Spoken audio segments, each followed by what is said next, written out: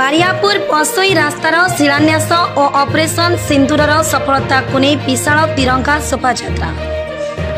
ढेंकानाल जिला परचंग ब्लॉक बारियापुर पसोई दे सांदा पर्यंत जाइथिबा पूर्त विभाग रास्तार उन्नतीकरण भित्तिप्रस्तर पसोई ग्रामर गोठसाई छकटे अनुष्ठित हो अनुष्ठित कार्यक्रम में ढेंकानाल सांसद श्रीजुक्त रुद्र नारायण पाणी जोगदे केंद्र सरकार विभिन्न उन्नयनमूलक कार्यधारा संपर्क में आलोकपात करी परजंगले रास्तार उन्नति हेले गमनागमन में सहायक हो प्रकाश करथिले।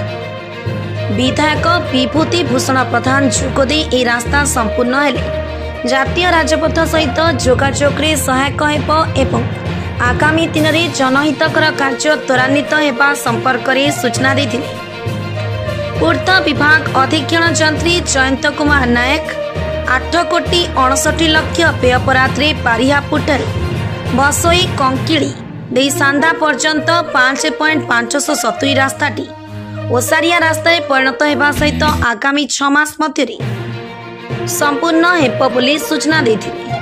सहकारी निर्वाही जंत्री विजय कुमार सेठी प्रत्यक्ष तत्वावधान में कार्यक्रम परिचालना हो पर ग्रामर कारगिल शहीद जवान अपनी विश्वाल प्रतिमूर्ति में माल्यार्पण कर ऑपरेशन सिंदूर पराक्रम शोभायात्रा आरंभ होइथिला।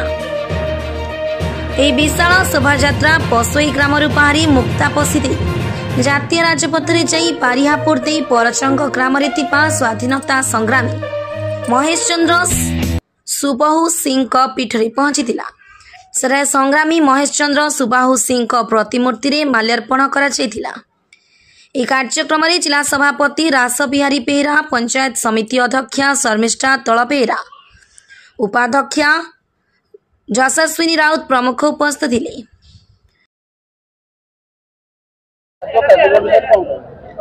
पीडब्ल्यूडी तरफ रास्तार शिलान्यास कार्यक्रम सरकार दृष्टि प्रथम बाकी वर्तमान जो त्रिरंगा शोभायात्रा चतुर्दिगरे होउची देशर प्रदेशर जिलार कोण अनुकोण होउची जो वीर सैनिक माने आम देश पाई बलिदान देउचंती प्राणदान देउचंती सेमानंक सम्मानार्थे ये त्रिरंगा यात्रा होउची।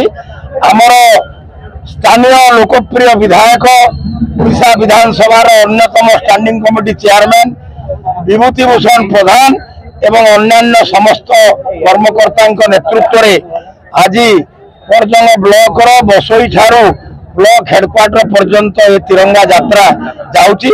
एथिरे शामिल होई मो निजको धन्य मन करूची।